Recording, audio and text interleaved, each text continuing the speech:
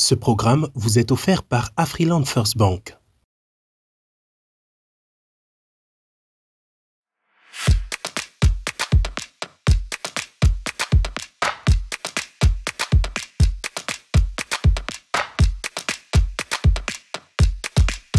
Bonsoir et bienvenue sur Vox Live, ravi de vous retrouver sur votre émission de débat où nous décryptons les enjeux du continent.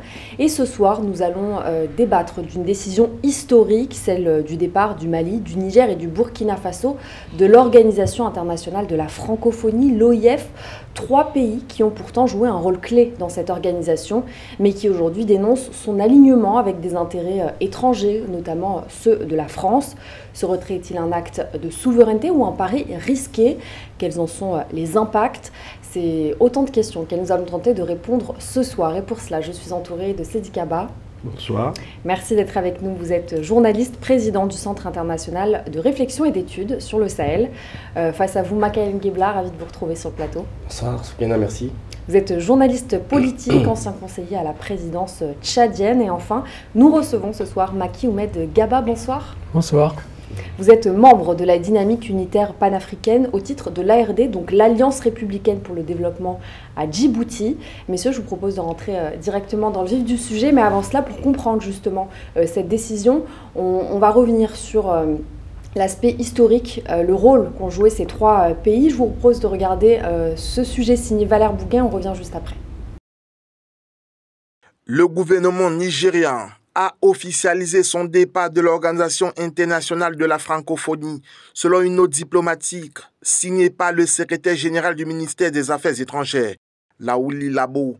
Cette décision s'inscrit dans la continuité de la politique de rupture engagée par les autorités de Niamey avec les institutions occidentales depuis le coup d'État du 26 juillet 2023. Le document, daté du 17 mars, indique que le retrait a été acté par une note verbale depuis le 7 mars 2025.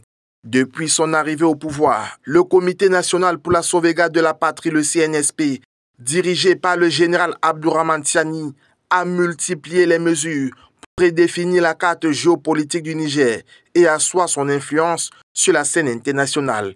En août 2023, les autorités nigériennes avaient déjà dénoncé plusieurs accords de coopération militaire avec la France. En mars 2024, elles ont également mis fin à l'accord militaire avec les États-Unis, entraînant le retrait des forces américaines de la base militaire d'Agadez. Le retrait de l'Organisation internationale de la francophonie s'inscrit ainsi dans une dynamique plus large en vue de garantir la souveraineté des pays membres de l'Alliance des États du Sahel. Le Burkina Faso envisagerait également de quitter l'Organisation internationale de la francophonie au même titre que le Mali. En janvier 2024, le Niger, le Mali et le Burkina Faso avaient annoncé leur départ de la Communauté économique des États de l'Afrique de l'Ouest, la CEDEAO, après avoir créé l'Alliance des États du Sahel en septembre 2023. Cette coopération a été renforcée en juillet 2024 par l'établissement de la Confédération des États du Sahel lors de leur premier sommet à Niamey.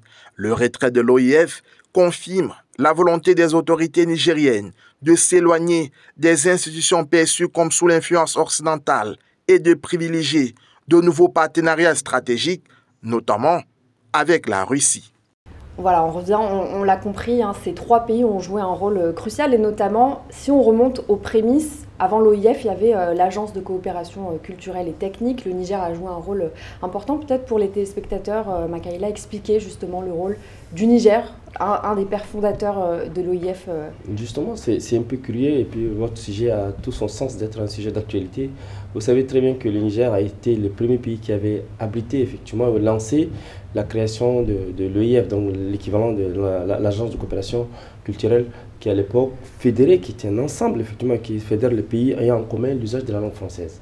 Et en principe, si ce n'était pas la crise qui opposait un peu la France à ces 3 pays qui aujourd'hui ont quitté effectivement cet espace, on ne serait pas arrivé à ces points de rupture. Et donc l'AES est dans une logique, dans une cohérence dans sa démarche de souveraineté avec sa politique de rupture avec la France. Donc nous pensons que c'est quand même regrettable que des pays comme la France, comme le Niger, le Burkina et le Mali, qui sont effectivement des pays à la base francophones, mais qui subitement, à cause de cette crise qui a opposé effectivement Paris à ces trois pays, ils ont décidé de partir. Et donc, d'un côté, ils sont cohérents avec leur engagement, et de l'autre côté, en fait, pour nous, francophones, c'est quand même un départ qui ne nous surprend pas, étant donné que ces pays qui sont quand même, représentent quand même un poids démographique important pour la langue française et pour la culture et la promotion des langues françaises. Aujourd'hui, l'inquiétude est de plus en plus grandissante dans l'ensemble de l'opinion africaine et de l'opinion effectivement en général. Oui, c'est important de souligner que ce n'est pas un non-événement, le départ de ces trois pays, parce que, comme vous l'avez rappelé, l'acte de naissance de l'agence culturelle de coopération, l'agence de coopération culturelle et technique, ACCT, a été signé le 20 mars 1970 à Niamey, la capitale du Niger, par le président Amani Diori, le président Senghor, le président Bourguiba et le prince Noureddin Sialou. Donc c'est au Niger. Le Niger, c'est le berceau de ce qui est devenu par la suite l'OIF. En cela, c'est important. En plus, le Niger a donné le deuxième secrétaire général de l'ACCT, qui est le ministre Dandiko Dankolodo, qui a été secrétaire général de l'ACCT de 1974 à 1981. Donc non seulement c'est un pays fondateur, mais c'est un pays clé qui s'en va avec deux autres pays importants que sont le Mali et le Burkina. Le Mali aussi a joué un rôle important dans l'organisation. Donc tout cela fait que ce départ inédit, puisque c'est la première fois que trois pays partent en même temps, doit interpeller sur le fonctionnement de cette institution. Et comme a dit Makaila, lorsqu'on regarde les critiques qui sont avancées pour justifier la décision de retrait, on peut leur donner une certaine crédibilité.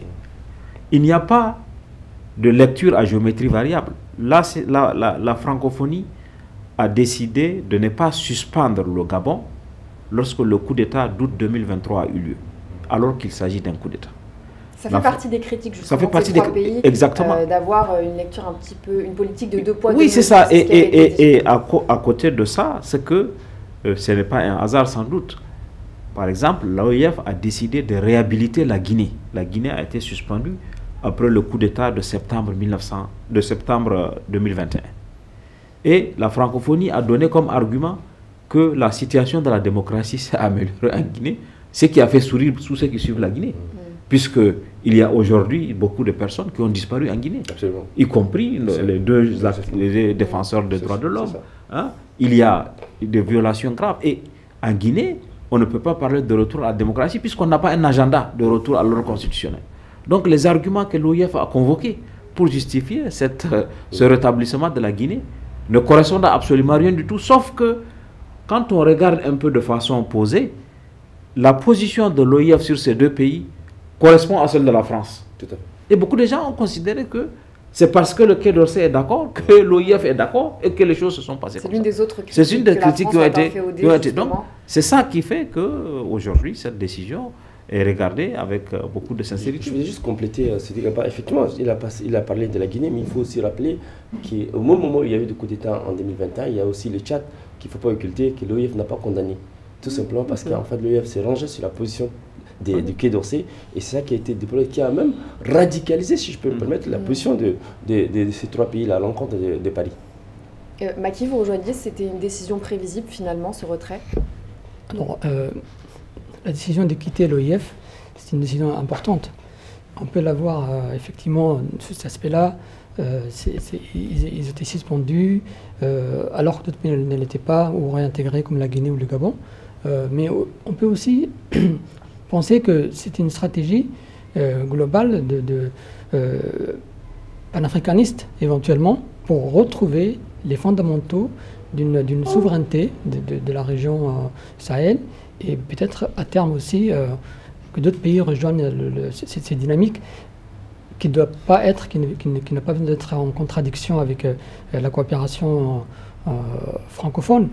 Mais il peut être question de ça. Alors, quand on regarde un peu le parcours des trois présidents nigériens, burkinabé et malien, effectivement, à part le président burkinabé, ils n'ont pas un parcours panafricaniste prononcée. Du coup, cet argument est moyen. Mais cela pourrait être dû, par exemple, à un entourage ou à un encouragement de leur entourage. Mais aussi, il faut croire que une des raisons, c'est quand même que la France ou la francophonie n'a pas condamné ce qu'on appelle le changement constitutionnel, alors qu'elle condamne le changement dit non constitutionnel, mais il n'y a pas de différence particulière. Dans les deux cas, c'est un changement hors constitution. Et dans ces cas-là, les présidents qui modifient à volonté les constitutions pour se présenter pour un nombre de mandats illimité, ça aussi, ça n'a pas été condamné par l'OIF, mais pourquoi condamner les changements constitutionnels s'il n'a pas condamné l'autre changement constitutionnel? Ça aussi sont des problématiques qui sont sur la table. Alors, on va où? Est-ce que c'est une remise en cause de toutes les relations avec la francophonie, ou bien est-ce que c'est une remise en cause de l'ensemble africain, puisque... Et en même temps, ça fait sens, parce que c'est dans la continuité de la volonté de rupture, justement, avec la politique militaire, notamment française. C'est ça. Oui. Makaila? Justement, je pense que c'est l'analyse faite par Maki tout à l'heure est tout à fait exacte, étant donné que la démarche que nous reprochons aujourd'hui, ou bien que ces pays la reprochent à Paris, c'est que Paris a une démarche ambivalente quand il s'agit effectivement à travers son organisation qui est l'OIF. L'OIF aujourd'hui, en fait, être resté dans un cadre culturel, mais on a l'impression que l'OIF est instrumentalisé d'après effectivement les avis que nous recevons de Burkina, de Bamako et de Niamey. Et donc, c'est une institution qui est vraiment manipulée, d'après quand vous entendez Abdoulaye Diop, ministre des Affaires étrangères du Mali, qui est extrêmement brillant, et quand vous entendez effectivement le porte-parole du gouvernement nigérien, au même titre que le gouvernement burkinabé, vous avez l'impression qu'effectivement ces gens connaissent en profondeur effectivement les dysfonctionnements qui caractérisent l'OIF. Donc, il est très tôt, il est temps pour que Paris quand même puisse effectivement laisser l'OIF dans un cadre tout à fait culturel et de promotion des langues françaises. Mais si on instrumentalise l'OIF à des fins politiques pour faire réunir l'image de la diplomatie française, je pense que, comme l'a dit Maki, il va y avoir d'autres départs et ce qui risquerait d'être un peu fatal pour Paris. Et peut-être justement pour nos téléspectateurs revenir sur l'émission première de l'OIF, vous parliez de la promotion de la langue française.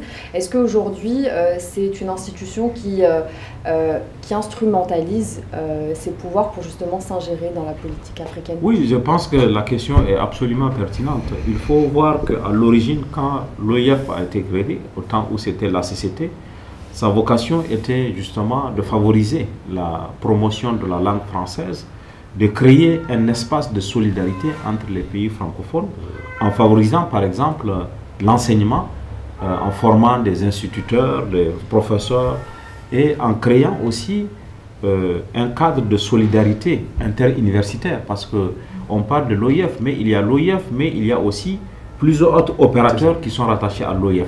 Par exemple, l'université Alexandrie, l'université Senghor qui est à Alexandrie en Égypte. Il y a l'Association internationale des maires francophones, AIMF, qui crée un réseau. Il y a l'Agence universitaire de la francophonie. Il y a TV5 Monde même qui appartient à l'OIF. Il y a l'Association parlementaire francophone, l'APF. Donc, tous ces outils-là avaient vocation à créer un espace de solidarité, de partage. Ensuite, il y a eu, à partir de 2000, une sorte 2000-2002, une évolution de l'OIF pour glisser sur le terrain politique. Absolument. Et je crois que c'est ça, le pied s'est refermé sur elle, parce que quand elle a glissé sur le terrain politique, en décidant de faire la promotion des droits de l'homme, en décidant de faire de l'observation électorale, puisque l'OIF fait l'observation électorale, en décidant aussi de faire de l'audit, l'audit des fichiers électoraux, elle n'a pas... C'est trop drôle, elle a... Oui, elle a élargi, et en voulant, comme dit l'adage, qui trop embrasse mal étreint. C'est-à-dire que si vous élargissez votre compétence et que vous n'avez pas les moyens, et en plus si vous n'êtes pas sûr, puisqu'il y a eu la déclaration de Bamako, la déclaration de Bamako de 2000, qui parle de la démocratie, des droits de l'homme, de l'observation précoce. Mais sauf que l'OIF n'est pas allé au bout de sa logique. En fonction des États, en fonction des liens qu'ils ont, souvent on ne voit pas la tricherie qui se fait, on ne se prononce pas sur les troisièmes mandats, voilà, des élections qui manifestement ont été truquées, on fait un rapport pour dire que de façon globale c'était satisfaisant.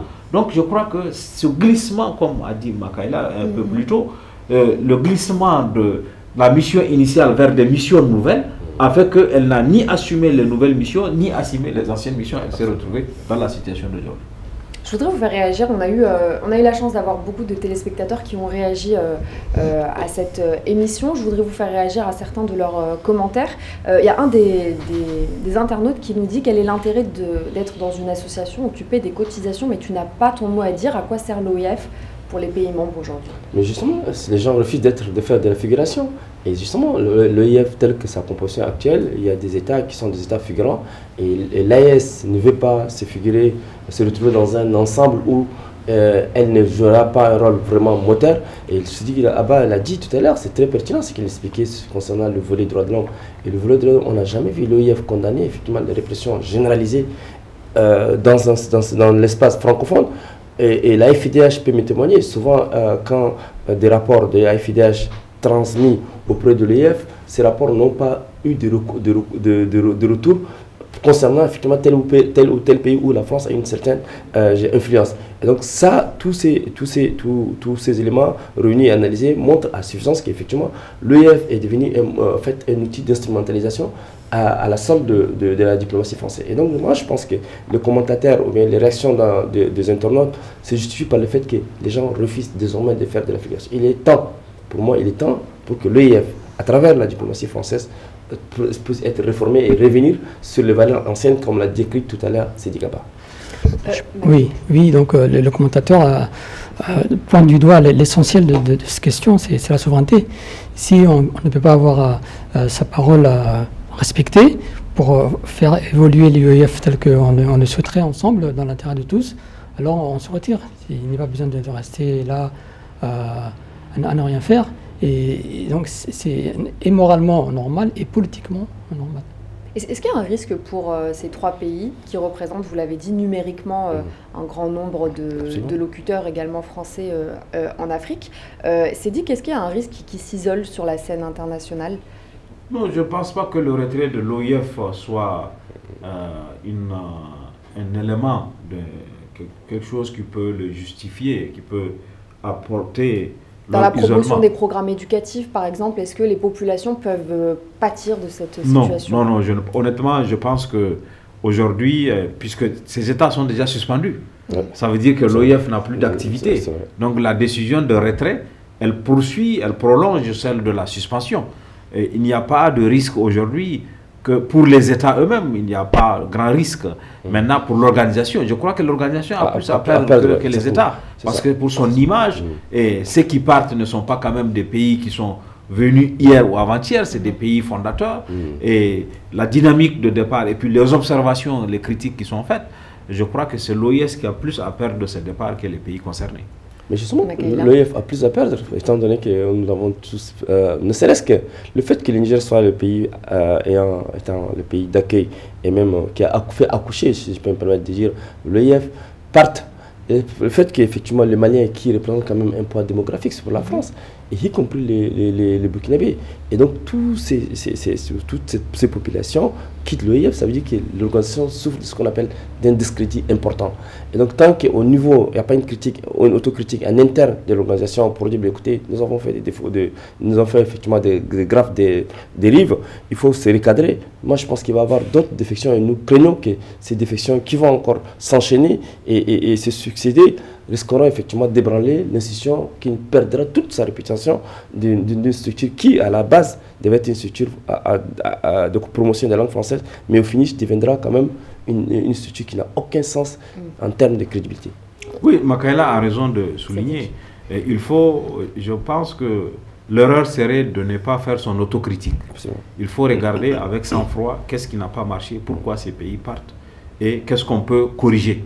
Mais apparemment, la posture... On rappelle que la décision va être actée en juin 2025, ça. Même si on se rend compte quand même qu'il y a peu de chances qu'il y ait un retour en arrière, ça va véritablement être acté en juin. Tout à fait, il y a une procédure pour valider pour le retrait des pays, il y a une procédure qui va être respectée, qui ira jusqu'à son terme. Mais les premières réactions qu'on a donnent l'impression qu'il y a une posture du déni. Disant que c'est la faute à ces États, s'ils partent, d'autres vont venir. Je crois que c'est une erreur d'appréciation.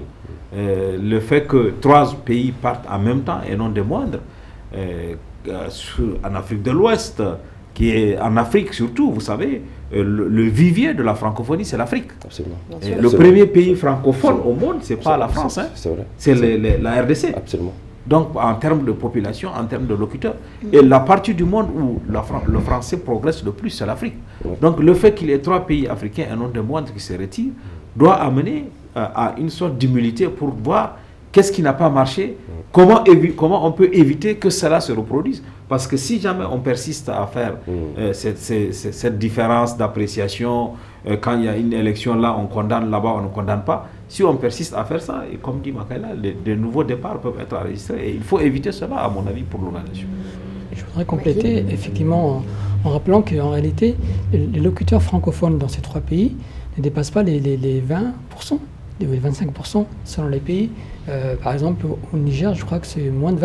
Ouais, 13%. 13%. Ouais. Voilà. Donc, d'une part. D'autre part, lorsque cette décision de quitter l'OIF a été annoncée, on n'a pas vu de foule nigérienne, ni malienne, ni burkinabé dans la rue pour contester, pour refuser. Il y a une sorte d'accord avec la population locale de cette souveraineté recherchée, de cette autonomie, indépendance par rapport au cadre actuel, puisqu'on ne sait pas d'où vient même si on ne sait pas d'où vient le mal, on ne se sent pas bien, on ne se sent pas compris par ce cadre, je crois, francophone. Et comme le disait Sidi Kaba, ce cadre francophone doit se réformer, doit prendre conscience que les besoins ne sont pas satisfaits et que la politique était peut-être de trop rester sur la francophonie, sur la linguistique, sur l'enseignement, la formation professionnelle aurait été judicieux. Moi, je pense qu'il faut immédiatement, je propose, il faut immédiatement qu'au niveau du Quai d'Orsay, qui chapeaute effectivement l'OIF, qu'on établisse effectivement un lien de médiation immédiat pour éviter qu'on arrive à la date fatidique qui va acter le départ définitif. Déjà, comme l'a dit, il faut effectivement que la France officielle modèle sa position vis-à-vis de certains pays africains. Vous savez très bien, moi je rentre de Genève ce Kenya, donc je suis en contact souvent avec des rapporteurs spéciaux sur des questions liées effectivement à l'Afrique et notamment à l'Afrique francophone. Et donc on sent également une frustration dans les rangs des grandes institutions et des experts internationaux sur la question de la diplomatie française sur le continent africain. Et eux-mêmes, ils se sentent vraiment frustrés. À plus forte raison, les acteurs politiques se placent. Donc si des acteurs indépendants, experts indépendants qui se plaignent du comportement sur les questions des droits de l'homme, sur les questions effectivement des valeurs qui unissent la France à un certain nombre de pays africains, et qu'aujourd'hui, à travers le départ de ces 3 pays-là, ça montre effectivement qu'il y a des gens qui sont en train d'observer Paris. Donc il est temps que Paris effectivement établisse un lien. Pour le moment, rassurer ces 3 pays-là que leur départ pourrait entraîner d'autres départs qui vont être quand même fatal pour l'image de la diplomatie française. Ce risque, il pèse véritablement, justement, que ça fasse un effet tache d'huile comme ça, qui d'autres pays qui suivent, Sédic? Ah oui, si les choses continuent, si les mêmes causes se produisent, elles vont produire les mêmes effets. Absolument. Si les pays, par exemple, ces pays, ils ont dit qu'ils ne comprennent pas pourquoi, à faute égale, certains sont sanctionnés et d'autres ne sont pas sanctionnés. Si on ne sort pas de cette injustice, si on ne corrige pas cette trajectoire, il y aura d'autres pays qui, demain, s'ils sont sanctionnés alors que d'autres ne le sont pas, qui vont partir. Je voudrais juste rappeler ce qu'il y a, c'est que vous savez ce qu'on appelle le Conseil présidentiel pour l'Afrique. En 2021, cette structure a été créée et lancée par l'Élysée. Et qui comprenait, moi j'étais surpris quand j'ai vu la liste, je n'ai pas vu le nom de Sidi Kaba, j'étais étonné. Et un jour, on nous a convoqués à l'Élysée dans le cadre d'analyse des questions africaines, et notamment la question tchadienne. On a l'impression que les éléments qui composent le CPA, à leur tête Sylvain Ité, qui était l'ancien ambassadeur de la France à Niamey et qui était à l'origine effectivement de la crise qui a effectivement coûté même le départ du Niger, la rupture du Niger avec la France. Et donc le CPA aujourd'hui, c'est une structure mornée. On aurait dû quand même faire composer effectivement, inclure dans cet espace-là des gens qui ont une connaissance approfondie des questions africaines pour permettre à aider effectivement aider la coopération française avec l'Afrique. Or, on a l'impression que sur des bases de clientélisme politique, on copte des gens pour animer des structures qui sont censées d'établir effectivement et de normaliser les rapports entre l'Afrique et ses anciennes colonies. Aujourd'hui, il est temps. Moi, j'ai souvent tendance à être consulté sur les questions africaines au niveau du Quai d'Orsay. J'ai leur dit un certain nombre de vérités, qui ça leur plaît ou pas. Aujourd'hui, on est arrivé à une situation où tout le monde est pris en otage et tout le monde perdra au regard des ruptures successives entre la France et ses anciennes colonies. Non, je crois qu'il est important de rappeler à la suite, pour prolonger, vous savez, avant l'OIF, il y a eu le G5 Sahel. Absolument. Le Mali s'est retiré du G5 Sahel, le Niger et le Burkina ont suivi. Le même reproche a été fait au G5 Sahel, c'est que ce qui s'est passé en février 2021, le G5 Sahel s'était réuni à N'Djamena, au Tchad, et il avait été décidé que le sommet suivant, celui de février 2022, se tienne à Bamako. Absolument. Entre-temps, il y a eu le coup d'État au Mali en mai 2021 et le président Goïta a remplacé le président Bandao. Donc, à partir de là, la France a fait pression sur les autres pays pour qu'ils n'aillent pas à Bamako à cause de l'arrivée de Goïta. Et ça a entraîné, justement, ça prouve que cette immixtion dans les organisations, dans le fonctionnement des organisations, et les mêmes critiques sont formulées aujourd'hui au niveau de la CEDEAO, disant qu'il y a une interférence, il y a une volonté. Donc, il faut, comme dit Makaïla, que je pense, dans l'intérêt même de la diplomatie française, qu'elle s'abstienne de transférer les différends qu'elle a avec certains pays au niveau des organisations. Parce que c'est contre-productif. Ça prouve que ce type de comportement peut... Mais la difficulté, à mon avis, puisque Makaïla en a parlé, c'est que souvent, on peut dire et ne pas être écouté. Absolument. Moi, j'ai été entendu pendant 1h30 par la mission sur les relations entre la France et l'Afrique, la mission parlementaire de Bruno Fuchs et Mme Michel Tabarot. Et un certain nombre d'alertes avaient été faites à l'époque pour dire, écoutez, faites attention, faites attention. Malheureusement, le rapport a été produit, tout est sorti. Je prends un exemple seulement pour ne pas aller plus loin. Sur la question des visas, par exemple. Ça fait longtemps qu'on alerte la diplomatie française sur les risques qu'il y a pour l'image de la France d'empêcher des visas à des gens qui sont légitimes pour venir ici et repartir. Un universitaire, je l'ai dit parce que je peux le prouver, je le dis publiquement, un universitaire camerounais qui devait venir ici à un colloque avec nous sur le bilan de l'opération Barkhane, un universitaire, professeur d'université à l'université de Maroua, s'est vu refuser le visa. C'est un doyen de faculté. Il y a beaucoup de cas comme ça. Des gens, donc, sur ces questions-là, on avait déjà alerté la France par rapport à ce que ça peut avoir. Et résultat des courses, à force de dire et de ne pas être écouté, on se retrouve dans cette situation où voilà, il y a des révoltes, il y a des rejets, il y a des pays qui se retirent. Oui, l'organisation semble pour terminer, je ne veux pas aller plus loin, mais vous savez, il y a eu un moment où on disait que des artistes du Niger, du Mali et du Burkina étaient empêchés de venir au festival ici. On ne leur donnait pas de visa pour qu'ils viennent en répression au comportement des États envers. Donc tout ça, ce sont des erreurs d'appréciation. Comment vous pouvez empêcher un chanteur de venir ici? Est-ce que c'est lui qui fait la politique? Est-ce que c'est lui qui est contre la France? Comment vous pouvez empêcher? Il fait partie de l'essence même de la il y a des festivals qui sont organisés ici. Et ces artistes ont été privés de visa pour venir et ça a suscité une révolte partout. Justement, pour appuyer, s'il te plaît, pour appuyer et compléter, effectivement, moi j'ai assisté la semaine dernière au cas d'une étudiante tchadienne qui a obtenu son bac en France, qui a un appartement à Paris, qui a une situation stable, dont le père est un député à l'Assemblée nationale, député aussi effectivement qui se trouvait en Afrique du Sud. Elle a été refoulée à l'aéroport de Paris, tout simplement parce qu'elle a excédé le 5 jours elle a fait plus de jours chez elle au Tchad, donc elle est refoulée en Yémen. Et quand on essaie d'alerter effectivement les autorités françaises sur son cas, silence radio. Donc la fille elle était abattue. Et donc cette personne-là peut développer effectivement une hostilité à l'égard de la France. Oui, je voulais moi venir sur le risque qu'il y a de voir l'AES grandir, prendre du poids à court terme. Je crois que beaucoup de regards vont tourner vers la Côte d'Ivoire au mois de novembre ou septembre, aux élections.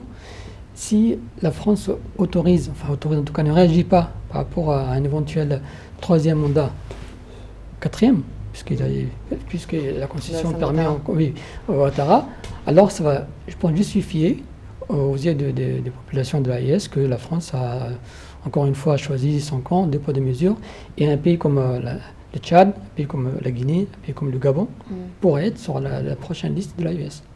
Le Gabon est d'ailleurs dans le viseur, mais on parlait aussi dans d'autres émissions du cas du Togo. On pourra revenir justement sur cette question. Je vous propose de prendre une courte pause. On revient dans un instant et on parlera justement des répercussions politiques et idéologiques de ce retrait. On revient dans un instant sur Vox Live. Merci d'être avec nous sur Vox Live. Le débat se poursuit et le thème du jour, c'est évidemment le retrait des pays de l'AES de l'institution de l'OIF, donc l'Organisation internationale de la francophonie. Et donc, au-delà du symbole, ce retrait, finalement, c'est une décision politique forte et elle fait suite justement au retrait également de la CEDEAO notamment. Est-ce que, finalement, c'est un rejet complet des institutions internationales qui sont héritées de la colonisation? C'est une évidence ce qu'il y a. Pourquoi? Parce que je dis ces trois pays et d'autres vont certainement leur emboîter les pas. Quand vous avez vu depuis le 17 et le 18 mars les tollés médiatiques à sa société, les départs de ces trois pays, c'est pour vous dire que ça peut avoir une conséquence diplomatique et politique sur l'image plutôt de la France, parce que ces gens n'ont rien à perdre, ces trois pays-là. Et donc moi j'ai peur que la France risquera, au regard de sa logique autiste, hein, si je peux me permettre, une logique autiste, c'est de s'enfermer sur soi-même, de ne rien dire et d'accepter et de constater avec une certaine indifférence ces départs qui se succèdent. Donc moi je pense que le départ de ces trois pays-là, pour nous, en tant que francophones, mais aussi en tant que pays frères de ces pays-là, nous pensons que Paris doit être vraiment savoir raison garder et revenir à la raison, parce qu'il est temps pour la France et pour tous ceux qui aiment la France de pouvoir recadrer effectivement sa politique extérieure qui, pour nous, est désastreuse, ce qu'il y a. Désastreuse en ce sens que les gens ne se retrouvent plus ni dans l'espace francophone. Les gens préfèrent aller au Canada, préfèrent aller dans d'autres pays, en Inde, en Malaisie, pour étudier. Pourquoi? Parce qu'en fait, pour eux, la France ne représente plus pas grand-chose pour eux. Donc, nous pensons que au nom de l'amitié et de la fraternité qui nous lie avec la France, il est temps que, par des canaux que nous avons peut-être utilisés, faire comprendre à la diplomatie française et aux plus hautes autorités françaises de savoir raison garder. Non, je crois que c'est important de constater qu'au moment même où la francophonie perd des plumes en Afrique, le Commonwealth en a recruté. Le Rwanda a rejoint le Commonwealth. Le Rwanda, on peut dire qu'il est bilingue, mais le Togo a rejoint le Commonwealth, le Gabon a rejoint le Commonwealth, parce que les gens ont le sentiment que là-bas, le fonctionnement est démocratique. Vous savez, il s'est passé lors des obsèques de la reine d'Angleterre, quelque chose que tout le monde qui a impressionné le monde. Tous les pays du Commonwealth étaient avant, et tous les autres pays, quel que soit leur rang, y compris les États-Unis, étaient loin derrière. C'est-à-dire que le Togo avait sa place avant celle des États-Unis, parce que le Commonwealth a un fonctionnement familial, et ce n'est pas le cas dans la francophonie où cette volonté de diplomatie verticale, la France qui dicte aux autres. Vous savez, il y a eu, et c'est très symptomatique de cette diplomatie verticale, il y a eu une controverse lorsque Macron avait annoncé le sommet de Pau. Avant même d'avoir dit à ses homologues des pays, ça a créé un tollé en disant que c'est les pays, c'est les populations qui ont dit vous n'allez pas à ce sommet, vous n'êtes pas le sous-préfet, etc. Donc, le temps de cette diplomatie verticale où, dans une organisation internationale, on dicte aux autres, etc., est complètement dépassé. Et c'est ça qui va créer justement le fait que, si on ne corrige pas, qui va amener les gens à quitter d'autres organisations si possible, si on persiste à vouloir faire de la diplomatie où on est membre de l'organisation et il y a des membres supérieurs et des membres inférieurs. Dans ce cas, ça ne peut pas marcher. Et c'est ça qui a conduit cette posture de diplomatie verticale où on va dire, voilà, celui-là c'est votre ami, celui-là c'est pas votre ami, vous devez travailler avec celui-ci, vous ne pouvez pas travailler. Donc cette époque-là, elle est complètement révolue. Et aujourd'hui, avec les réseaux sociaux, même si les États disent même si les dirigeants disent qu'eux, ils peuvent être d'accord, il y aura la pression de l'opinion qui va faire en sorte qu'ils seront obligés d'avoir une posture souverainiste, une posture indépendantiste, d'avoir le choix. Pourquoi la Mauritanie ne devrait pas avoir son choix à elle? Elle ne peut pas dire que celui-là c'est mon ami, que celui-là, il faut qu'elle suive ce que la France lui dit. Pourquoi le Togo doit choisir ce que la France va lui dire, ou son ami ou son ennemi? Donc il faut que, je pense que cette posture où on dicte aux gens, voilà ce que vous devez faire, voilà qui est votre moyen. Ça, il faut qu'elle soit repensée, sinon ça va entraîner encore d'autres départs dans des organisations internationales. Oui, je crois qu'il y a aussi une autre dimension, c'est que veulent faire les pays de l'AES et que veut faire l'Afrique. peut-être que la question est posée à un niveau encore plus global, même si ça n'a pas été exprimé aussi clairement pour l'instant. L'Union africaine, où elle en est?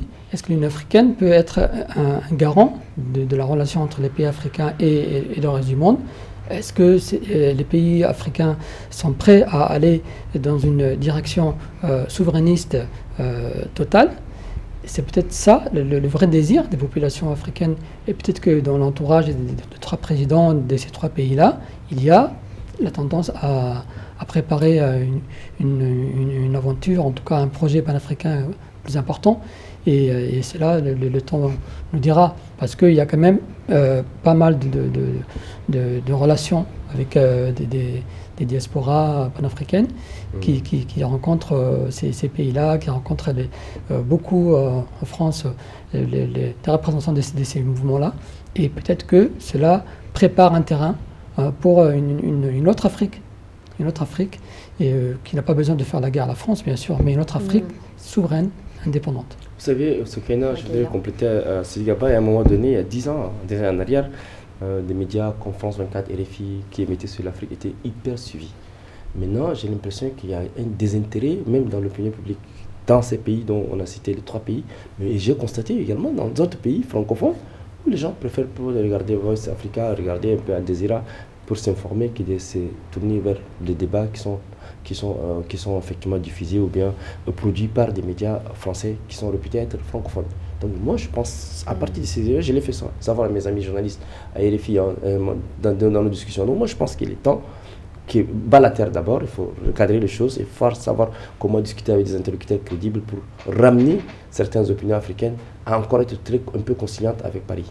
Mais que répondre justement à ceux qui estiment quand même que la francophonie, elle reste un levier utile, notamment sur les plans économiques, culturels? C'est se voiler la face? Non, je crois qu'on ne peut pas dire que la francophonie est complètement inutile. Non, elle permet des échanges dont j'ai parlé.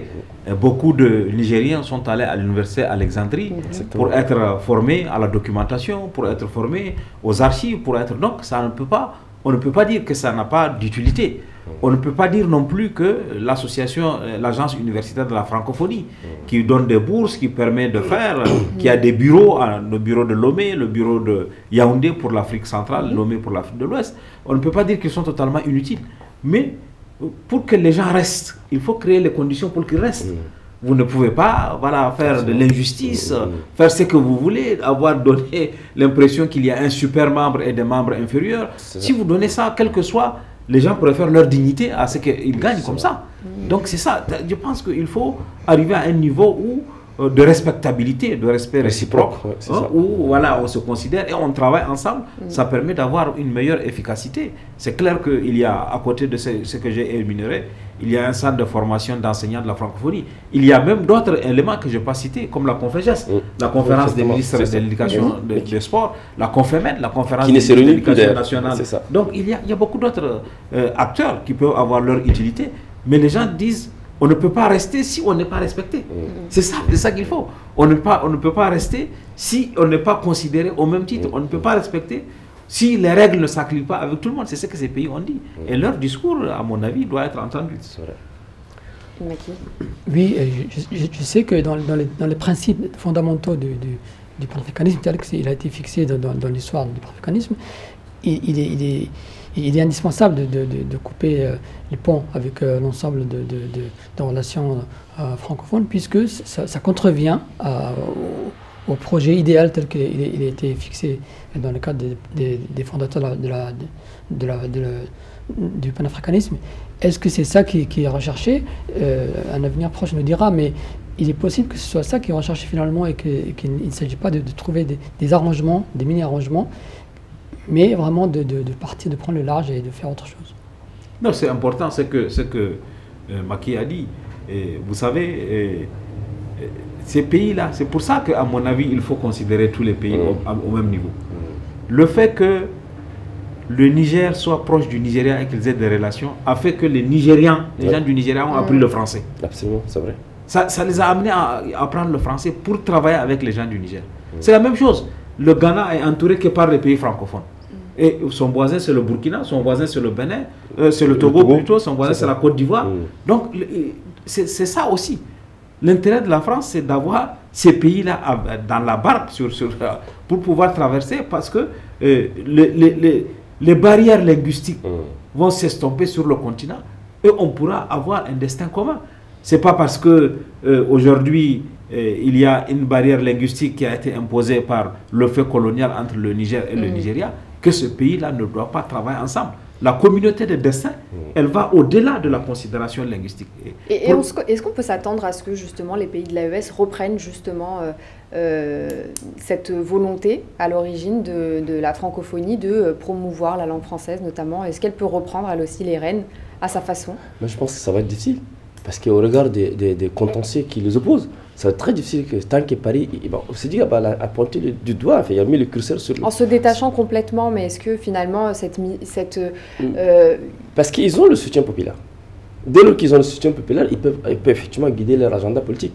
Et donc, c'est dit que nous tous ici, sur ce plateau, on a envoyé des messages très importants à Paris, en leur disant il est temps vraiment de remettre des liens entre ces pays, pour éviter qu'il y ait un effet de domino, un effet de contagion dans la sous-région. Et c'est important. Si Paris néglige cet aspect-là, moi je pense qu'il va de l'intérêt de la France d'élargir son espace que de le rétrécir.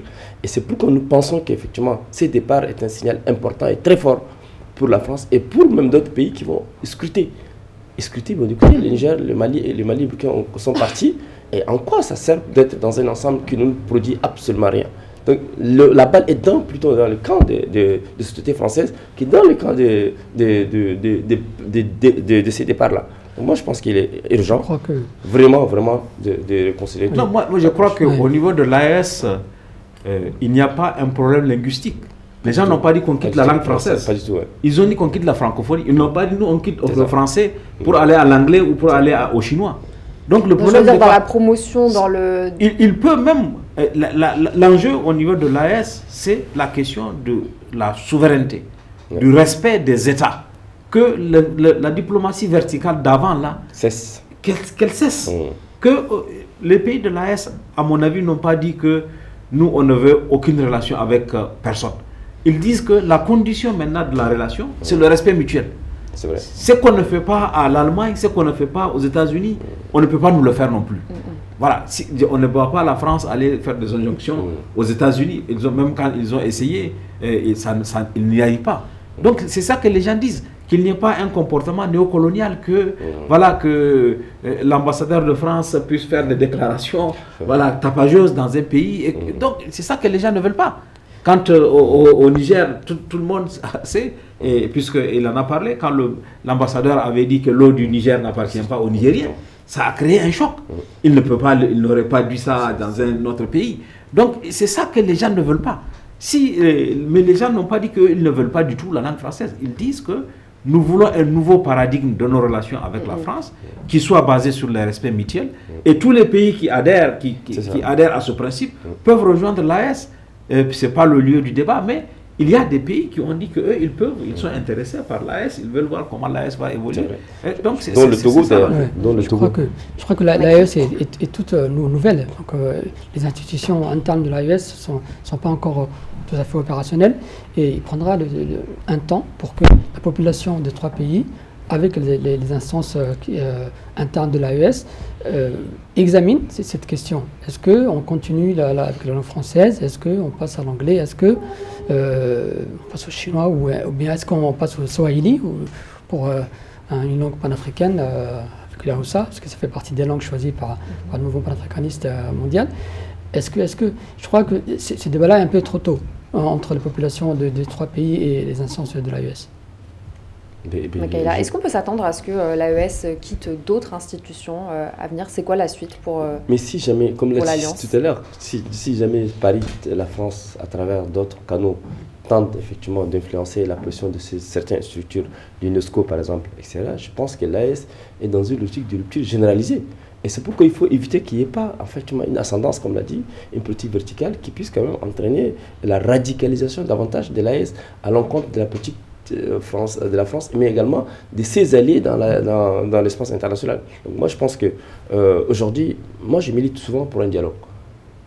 je décide souvent, je me dis, écoutez, dans mes échanges avec les officiels français, je leur propose souvent d'établir des liens, souvent je fais des propositions, des personnalités qui peuvent quand même être effectivement des personnalités médiatrices dans le clash qui oppose Paris à ses anciennes colonies. Il appartient à la France de prendre ou de laisser. Et on rappelle que justement, on le disait tout à l'heure, les pays ont encore 6 mois pour acter véritablement ce retrait. Est-ce qu'on peut s'attendre que pendant ce laps de temps, il y ait une médiation, ce laps de temps, il puisse servir à une médiation, ou bien finalement ce retrait il est irréversible? Je pense que oui, les 6 mois sont faits pour ça, c'est fait pour réfléchir ensemble calmement, et on peut revenir sur cette décision, d'autant plus que l'OIF serait très intéressé de ne pas perdre la face et de récupérer la mise et de reprendre ces pays dans ce cadre, mais toujours à condition que le vrai projet ne soit pas vraiment autre, et ça on ne sait pas pour l'instant. Et l'AES a tout intérêt à retourner au sein de l'OIF, c'est dit? Non, l'AES, les conditions de l'AES sont claires. Et il s'agit de dépolitiser et de ne pas faire du deux poids deux mesures. Ouais. Si les garanties lui sont apportées, l'AES n'a pas un rejet de principe par rapport à la langue française ou à l'organisation. L'AES n'a jamais dit d'ailleurs, si vous regardez, que cette organisation est inutile. Elle dit simplement que le fonctionnement de cette organisation n'est pas satisfaisant. Si les conditions qui l'ont amené à partir sont réunies pour qu'elle revienne, je pense qu'elle ne fait pas de son départ une position dogmatique.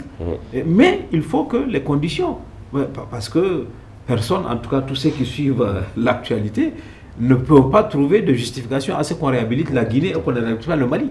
Moi, si on devait argumenter, pour moi, le Mali a fait plus de progrès vers la démocratie que la Guinée.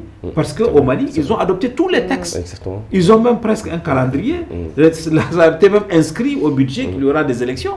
Donc, ils ont fait plus de progrès que la Guinée. Si on devait réhabiliter, c'est le Mali qu'on doit réhabiliter avec la Guinée. Mais comme le Mali ne s'entend pas avec la France, on ne réhabilite pas le Mali, on réhabilite la Guinée parce qu'elle s'entend avec la France. C'est ça qui a amené. Et si la francophonie est capable de corriger ce type d'injustice, je pense que...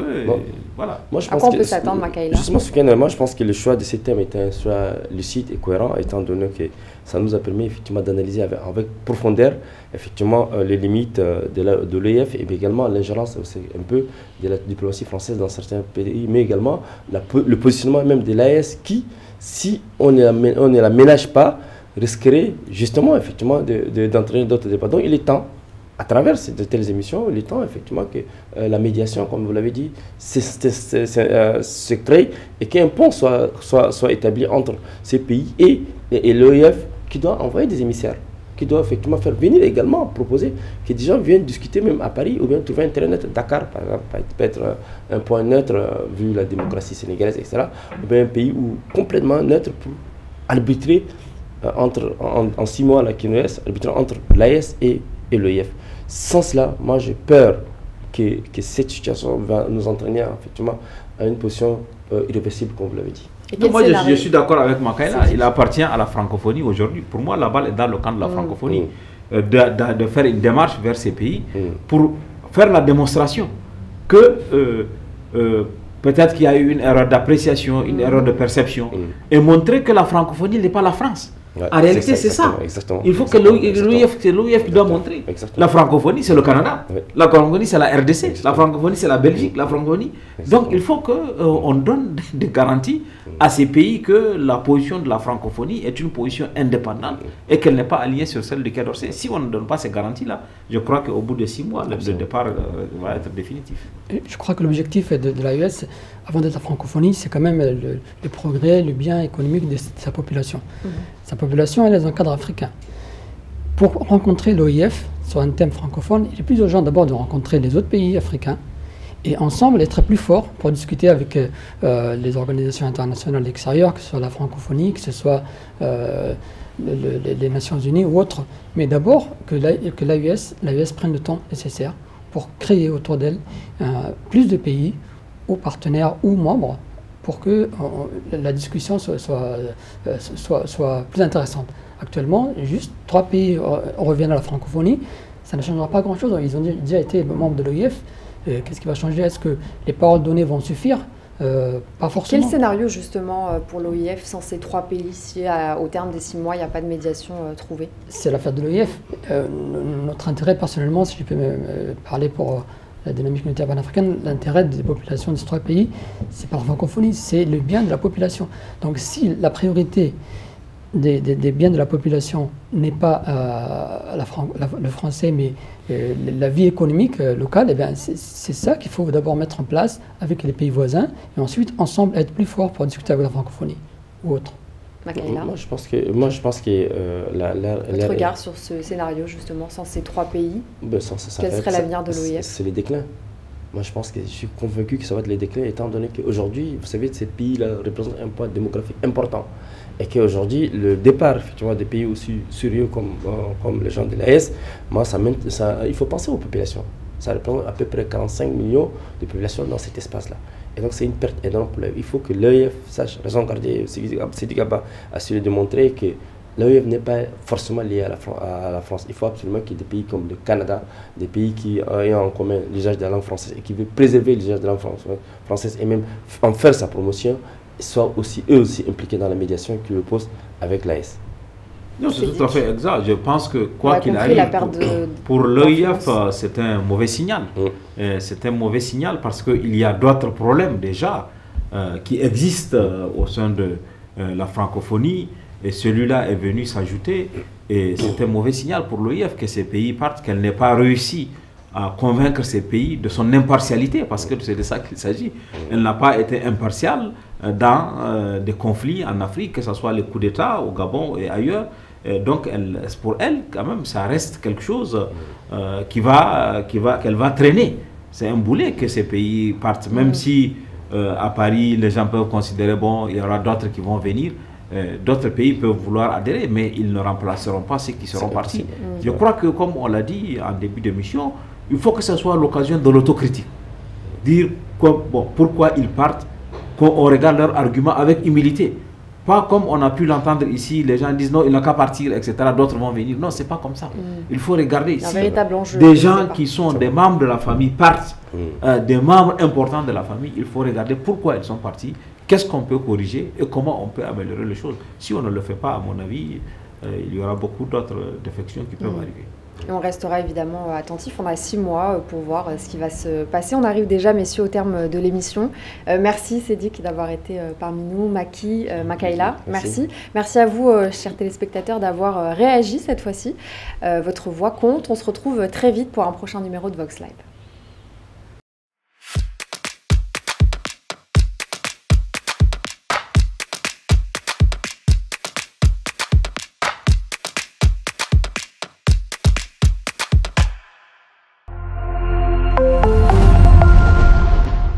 Ce programme vous a été offert par Afriland First Bank.